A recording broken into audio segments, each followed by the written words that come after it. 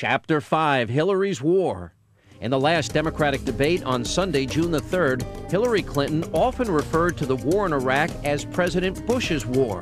But as she makes her push for the White House, has the junior senator forgotten that this war also belongs to her? A new book called Her Way, The Hope and Ambitions of Hillary Rodham Clinton by New York Times authors Jeff Gerth and Don Van Natta highlights how this war, in fact, is Hillary's also.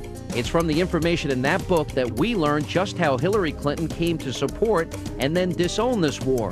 We'd also like to note that Hillary's spokesperson was quoted in a Washington Times article reacting to the book, saying, if past books on the Clintons were cash for trash, he added, these books are nothing more than cash for rehash.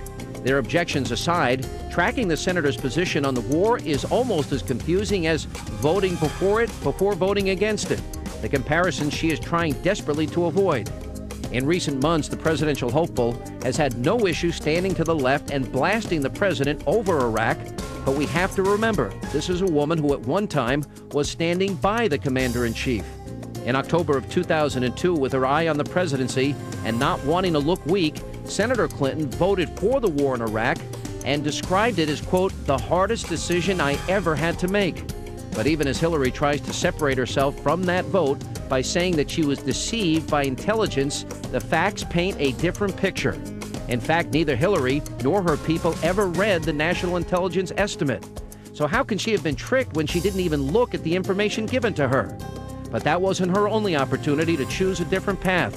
There was another vote that Senator Clinton could have taken a stand on, and that came on October 10, 2002, the same day Hillary made these comments. It is a vote that puts awesome responsibility in the hands of our president, and we say to him, use these powers wisely and as a last resort. And it is a vote that says clearly to Saddam Hussein, this is your last chance.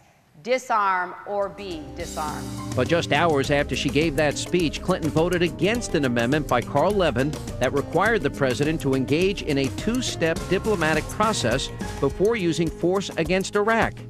In Her Way, the authors speak about this important moment and again show that this war is also Hillary's. They say, quote, the Levin amendment presented Hillary with the perfect change to demand that Bush actively pursue additional diplomacy before going to war. But she chose not to do so, instead joining the significant majority of 75 senators who voted against Levin's proposal. Those 75 were largely the same ones who then voted the next day in favor of the war authorization. The woman who is now saying we shouldn't be there had multiple opportunities to vote against it, but she didn't. Fast forward to November of 2003, 6 months after the president announced that major combat operations in Iraq had ended.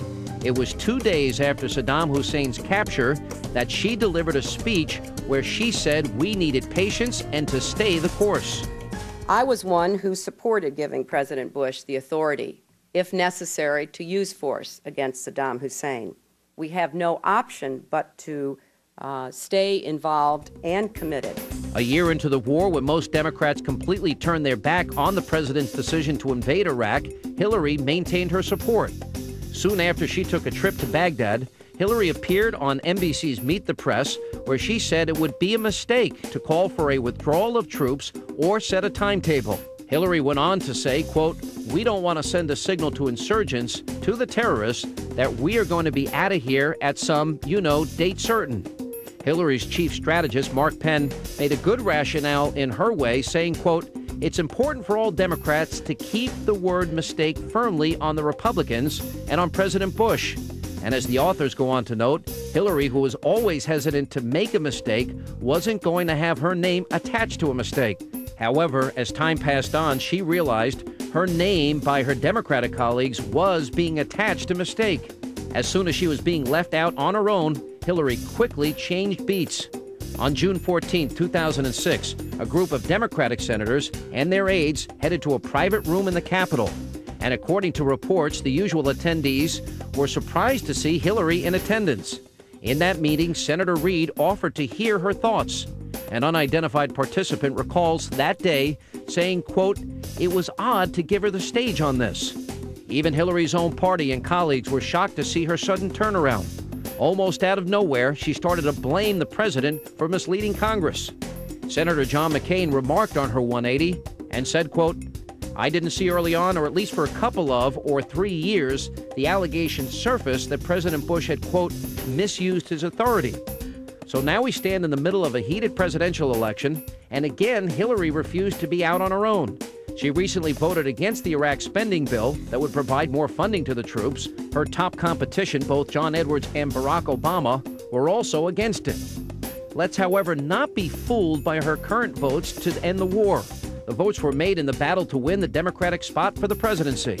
The last thing Hillary wants is for John Edwards or Barack Obama to be the only candidates to appeal to the hysterical anti-war left. And that's why Hillary runs so hard away from herself. In 2002, she was concerned that the first woman to be a serious candidate for president would look weak by voting against a war that enjoyed widespread popular support.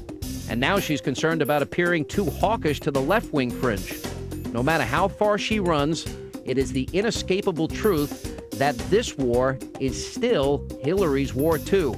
And that's why this is another chapter on the Clintons that is anything but close.